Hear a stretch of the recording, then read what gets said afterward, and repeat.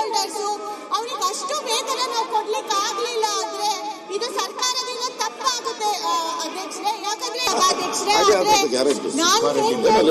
ಅಂದ್ರೆ ಅತಿಥಿ ಉಪನ್ಯಾಸಕರಿಗೆ ಅಟ್ಲೀಸ್ಟ್ ಕನಿಷ್ಠ ವೇತನ ಕೊಡಬೇಕು ಅಂತ. ಯಾಕಂದ್ರೆ ಈಗ ಕೊಡ್ತಾ ಇರುವ ವೇತನ ಗೆಸ್ಟ್ ಟೀಚರ್ಸ್ಗೆ ಬರೀ 14,000 ರೂಪಾಯಿ ಮಾತ್ರ. ಅವರು ವಾರದಲ್ಲಿ 10 ಗಂಟೆ ಕೆಲಸ ಮಾಡ್ತಾರೆ, ಆದ್ರೆ ಅವ್ರಿಗೆ ಸಿಗ್ತಾ ಇರೋದು 14,000. ಈಗ ಕನಿಷ್ಠ ಪಕ್ಷ ಕನಿಷ್ಠ ವೇತನ ಅಲ್ಲ. ಯಾಕಂದ್ರೆ ನಮ್ಮಲ್ಲಿ ಏನು ಲೇಬರ್ ಕೆಲಸ ಮಾಡ್ತಾರೆ ಕಾಫಿ ತೋಟದಲ್ಲಿ, ಅವರಿಗೆ ಪ್ರತಿ ಗಂಟೆಗೆ ಪ್ರತಿ ದಿನಕ್ಕೆ 600 ರೂಪಾಯಿಯಿಂದ 800 ರೂಪಾಯಿ ಸಿಗುತ್ತೆ.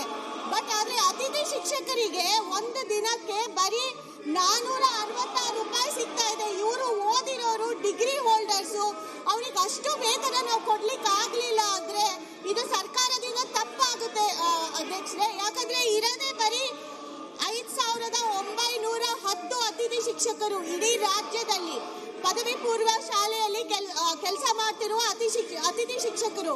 ಸೊ ಇವರಿಗೆ ನಾನು ಕನಿಷ್ಠ ವೇತನ ಕೊಡಬೇಕು ಅಂತ ಕೇಳ್ಕೊಂತೀನಿ.